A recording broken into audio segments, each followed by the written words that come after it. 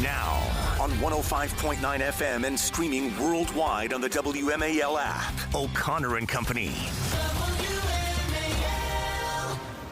It's 7:37. It's O'Connor and Company here on an incredibly busy Monday morning. We're trying to cover everything for you. I'm sure something will slip through the cracks, but I mean, that's okay. That's why you've got Chris Plant coming up, and then Dan Bongino while we have him, and then, of course, Vince Colonnese and the great one, Mark Levin, who was there Saturday with his boss, Mrs. Great One, Julie Strauss-Levin. A great presentation that they gave, as they always give.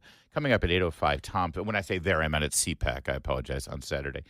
Tom Fitton, Judicial Watch, will be joining us at 8:05. That right there is Julie Gunlock, who is Good morning. on fire this morning, and she knocked over my coffee here on the counter, too, during the last You're so segment. And so if you heard some clattering and some, craziness around there, it was because she threw a hot coffee at me.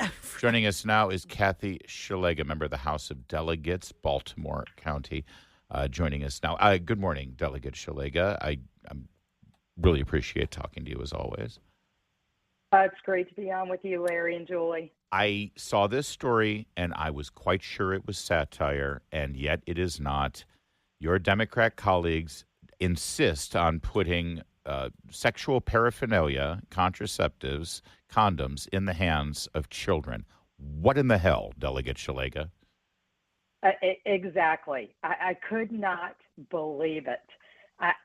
They want to put condoms for kiddies. We named the bill Condoms for Kiddies. And for those of your listeners who missed it, Maryland liberals have lost their minds.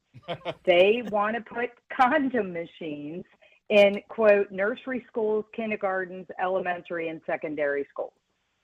Now, to be fair, as of now, they're not funding the operation, but right now there is a criminal penalty for doing such a disgusting thing, to make prophylactics and sexual paraphernalia available to children. They want to relieve that criminal penalty. They want to say, oh, no, that's legal. Go ahead and do that, right? That's the entirety of this bill?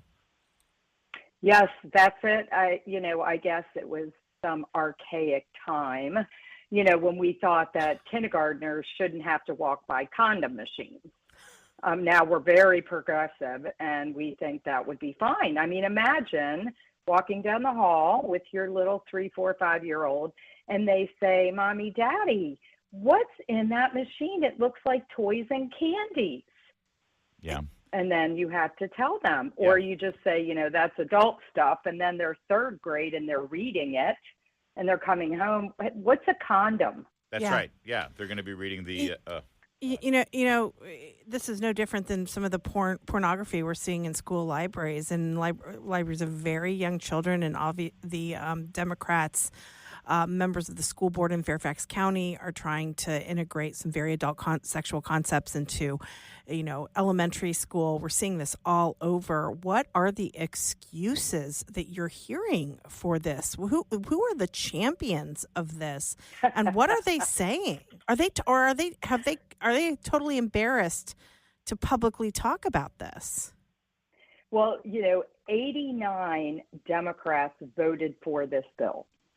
So a handful, every Republican voted against it, and a handful of Democrats who should get a gold star for courage voted against it. A couple got up and walked off the floor because they didn't want to vote for it, but they didn't have the courage to vote against it. So, they were quite embarrassed. Usually they stand up, of course, and call us bigots and racists. Right. But they couldn't do that because we're pointing out the absurdity of what they're doing. And you're right. They're going to pay for all of it.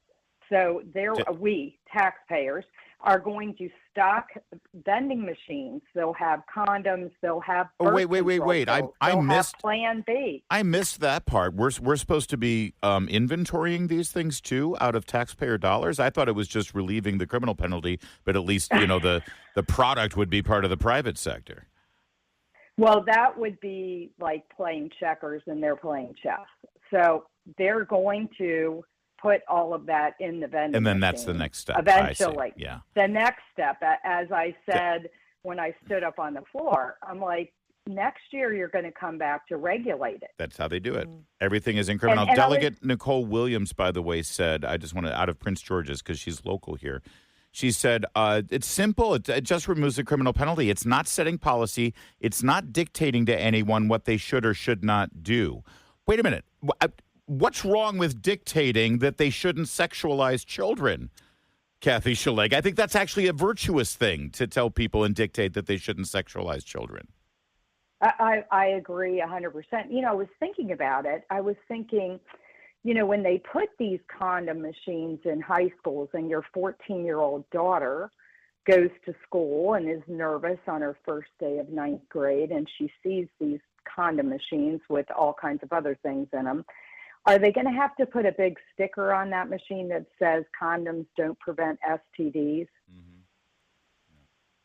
You know, buyer beware, or it is, you know, and as my colleague Lauren Artan from Harford County stood up and said, you know, where are you people? If somebody in high school needs a condom, they go to the nurse and they have a bowl of them for free. Yeah. Like, That's exactly it's right. not that we don't have a lack of access to condoms. Right. All right, we got to leave it there. To parade them. Delegate, oh my gosh! Delegate Kathy Szeliga, it's already passed the House. If you want to let your voice be heard, tell your state senator and tell Governor Moore, and we'll see what happens. Yes. Thank you, Delegate Szeliga. Yes, Always and if you want to see the video, go to Kathy for Maryland and check it out. good job. It's 7:43.